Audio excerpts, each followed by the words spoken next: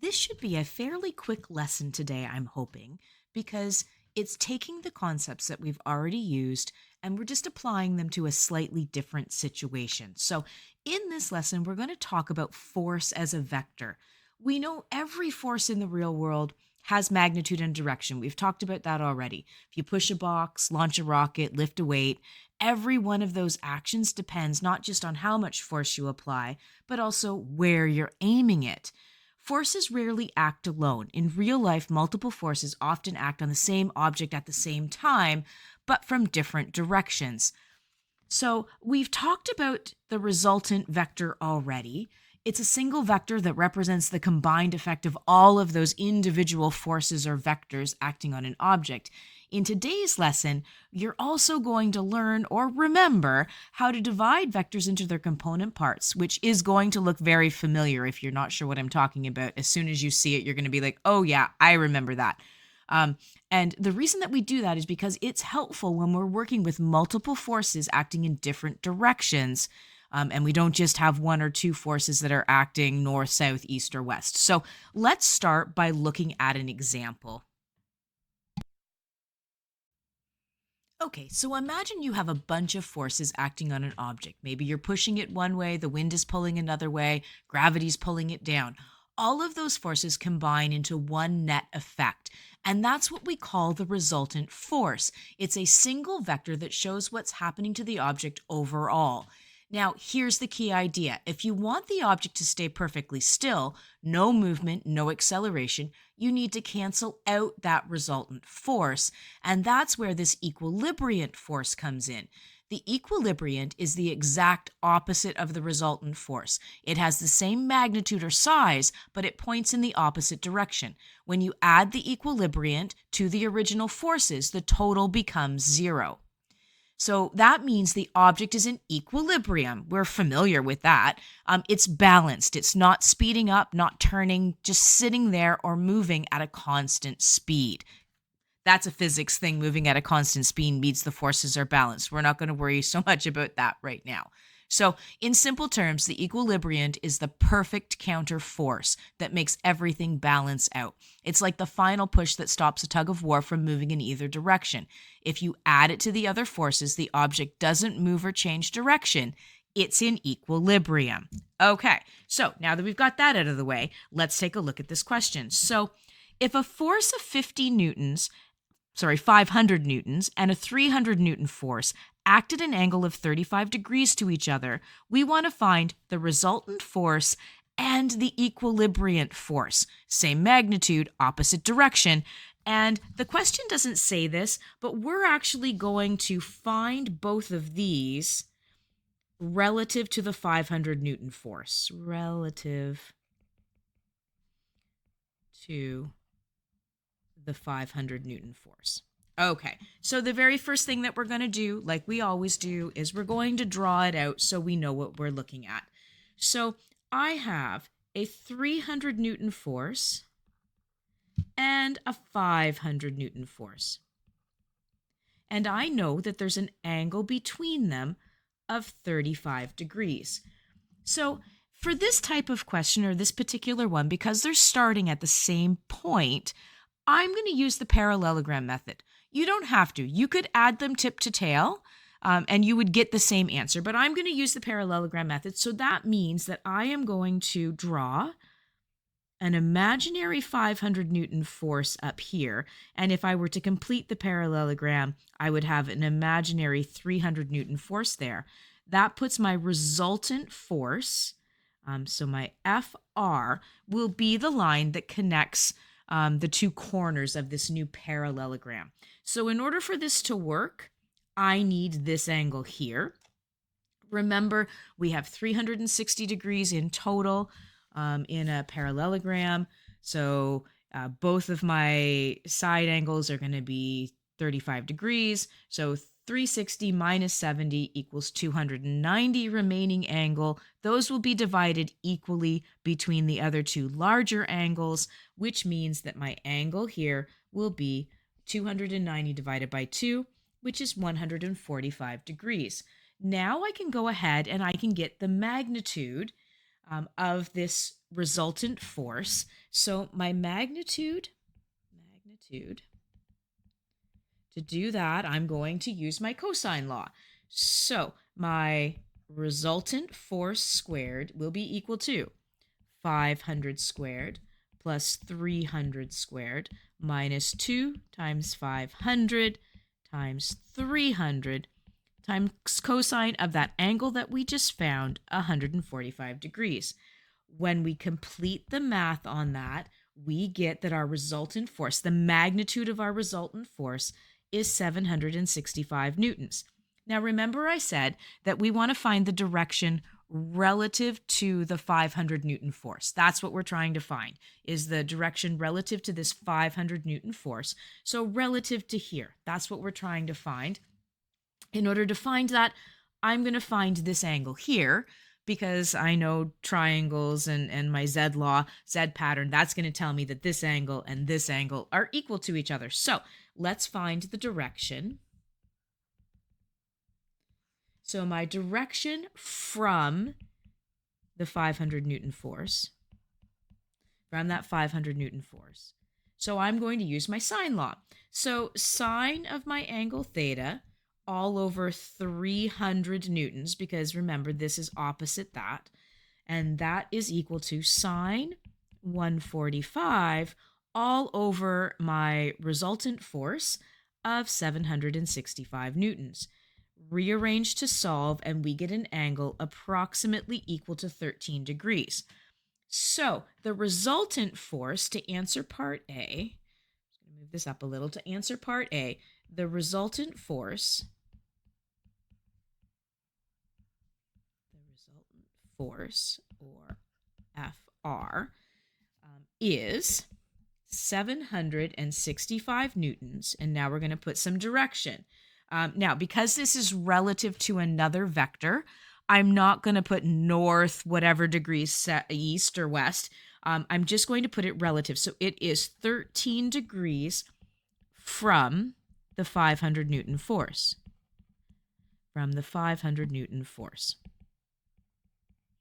And if we go back to our diagram, we can see that it is indeed 13 degrees from the 500 Newton force. Now, the second part is to find the equilibriant. Well, remember, the equilibriant force is equal in magnitude. So, the equilibriant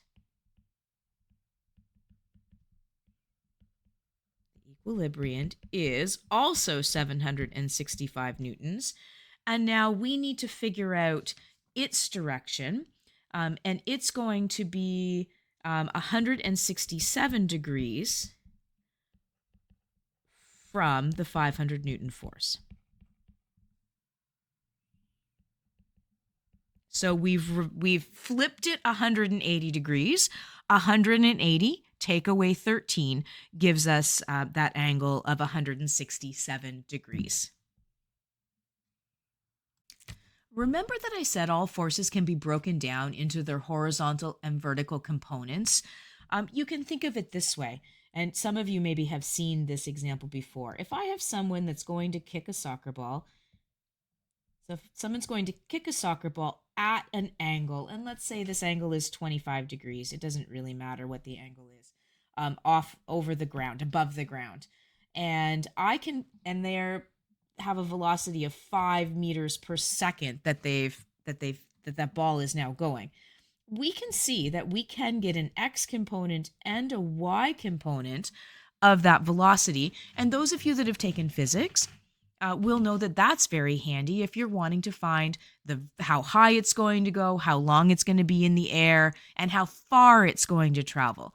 We're not going to worry too much about that. We're going to look at it more from the fact that it can be helpful when we're tackling problems that have multiple forces acting in different directions. And the reason that this is helpful is because if I can break each of my vectors into an x and y component, then I can add all the x's and add all the y's, put them back together, and then calculate one resultant vector instead of having to try and do some vector gymnastics when I'm drawing these things out to try and figure out, well, how many compass roses do I need and what direction is this going? And this is going to give us a simpler way to do that. So we're going to start with just one vector, and I'm going to remind you how to break it into its component vectors. So in this question, we have a 150 Newton force, and it's acting at an angle of 55 degrees with the ground. So very similar to the kicking the soccer ball, except now it's a force. So we have a force. So here's the ground. We have a force acting at 55 degrees, and that force is 150 newtons. So now we're being asked to determine the horizontal and vertical components. The horizontal component is the x component, and the vertical component is the y component. So we're going to go ahead and we're going to create a right angle triangle. Here is my x component. So we're going to call this fx. And here is my y component, and this is the amount of the force that's acting in the y direction. It's a right angle triangle. We can use the primary trig ratios to find these x and y components. So my force in the x direction is actually my adjacent side, and my force in the y direction is my opposite side. So if we wanted to think about this in terms of those trig ratios, my f at x is going to be the adjacent over the hypotenuse. So I'm going to have cosine of my angle is going to be equal to my f at x all over my hypotenuse, which is actually the force. I'm not going to call it the resultant force. I'm just going to call it the force. If I want to solve for just the x component of my force, I'm going to rearrange, and I'm going to multiply that force times cosine of the angle that it's making with the ground. Same with the y component. I'm going to this time use the sine ratio of opposite over hypotenuse. So sine theta will equal the y component of my force all over the original force. Rearranging, I can get that my force in the y direction is equal to my total force times sine of the angle. These two equations, the x component will always be the force times cosine of theta, and the y component will always be the force times the sine of that same angle. So always, always, always, and that never changes. So let's figure out what these are. So in this case, our force in the x direction will be equal to 150 times cos of our angle of 55 degrees. That gives me a force of 86 newtons. Our y component will be 150 newtons times sine of our angle of 55. So my force in the y direction will be approximately equal to 123 newtons. That's all we need to do for this. We've broken it down into its component parts, and that's all we were asked to do. The next question we're going to look at is going to ask us to break them down into their component parts and do a little bit more with it. Okay, so here's our last example we're going to look at today. Rachel and Caitlin are pulling a wagon using 2 ropes. So you could imagine that looking something like this. You could say, just to make this a little bigger, you could say, here's the wagon, and we've got 2 people pulling. So we've got Rachel pulling in that direction with a 40 Newton force, and that 40 Newton force happens to be acting 30 degrees from north. And then we have Caitlin pulling on the other side, and she's pulling with a force of 50 newtons. So that's what we know so far. So if Caitlin's pulling with a force of 50 newtons, in which direction should she pull, or what angle does she need to pull at to make the wagon go directly north? So that's what we need to figure out. And what is that actual resultant force that's going to go straight north? So let's redraw it just as a vector diagram. So I am going to go ahead and I am going to draw a little bit of a compass rose here, just so we have some directions to base this off of. So if this is north, we have Rachel pulling with a force of 40 newtons in this direction, and that's 40 newtons at an angle of 30 degrees. Then we have Caitlin pulling on the other side at some unknown angle. We don't know yet, but we do know that she's pulling with 50 newtons. So let's think about, and we want the wagon, they want the wagon to go straight north. That's really what we're wanting. So in order for that wagon to go straight north, there can't be one or the other pulling left or right with more force than the other. And that's going to give us our clue into how we're going to solve this. So we know that they would have to have a balanced force pulling left or right, and those forces are the x components. So the very first thing we're going to do then is try and figure out one of these x components so that we can set them equal to each other to figure out the angle. So to go straight north, Caitlin's force in the x direction has to be equal to Rachel's force in the x direction. Well, we have enough information to get Rachel. So this side is Rachel, this side is Caitlin. So in order to do this, we're going to draw our resultant vectors. So here's f at x, and I'm just going to put a little r there so that we know it's Rachel. And then there will be an Fy component for Rachel as well. Now, and then we'll have the same thing on Caitlin's side. We're going to have Caitlin's force in the x direction, and we're going to have Caitlin's force in the y direction. Okay, so let's see what we can figure out. Well, I don't have any angle on this side at all, so I really am not going to be able to do a whole lot with Caitlin's side, but Rachel's side, I do have the information that I need. If this is 30 degrees, then this angle inside here is going to be 60 degrees, so I now have enough information to go ahead and solve this. So Rachel's force in the x direction will be equal to our force times cosine of 60 degrees. Now, Caitlin's force, this is some angle theta, and we need that angle because we're going to need that angle to find, well, we know that the two forces in the x direction are going to have to be equal to prevent it from going left or right. We also need to find the resultant vector that's going to be that vector that's going straight north. So we're going to need this angle here in order to be able to figure that out. And so that's what we're going to solve for. So this will be the total force of Caitlin, which we know is 50 newtons, times cosine of that unknown angle theta. So now we're going to set those equal to each other, and we're going to solve for our angle. So 50 cosine theta is equal to 40 cos of 60. And you could have solved this ahead of time, but there was no need to. So this equals theta inverse of cos 40 cos 60 over 50. That gives me an angle here, this angle right here, of approximately 66.4 degrees. So Caitlin is pulling, we could even say that. So Caitlin is pulling at an angle, pulling at, and in this case, it is west 66.4 degrees north. Okay, so now we know that angle. Now we can go ahead and we can figure out, well, the resultant vector is going to be due north because we know that that's what we're being asked to find is the force that's going to pull it straight north. And that resultant force then is just going to be adding the y components of each force.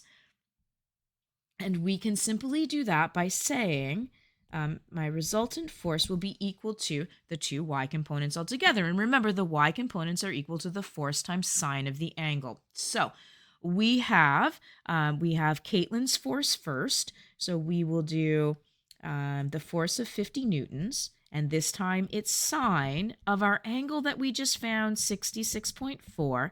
And we're going to add that to the y component of Rachel's, which will be 40 sine 60. When we do the math on that, we find out that the resultant force will be approximately equal to 80.5 newtons. I don't have to do anything else to figure out the direction because I know that it is going straight north because the question told me that. So that's how we can use, in a simple way, that's how we can use the resultant forces, breaking them down into their x and their y's, in order to be able to work out a question where maybe we don't have all the angles, or maybe the forces are acting at different angles. So the x and y components can be very helpful. So there are some homework questions posted. I haven't decided yet if I'm going to do an exit ticket for this lesson or not. I think I might. Check on the VLE. If there is one there, do it. If there isn't one, then you don't have to do one. The assignment is coming up. I am going to go ahead and post it before Friday. So if you have any questions, feel free to send me an email.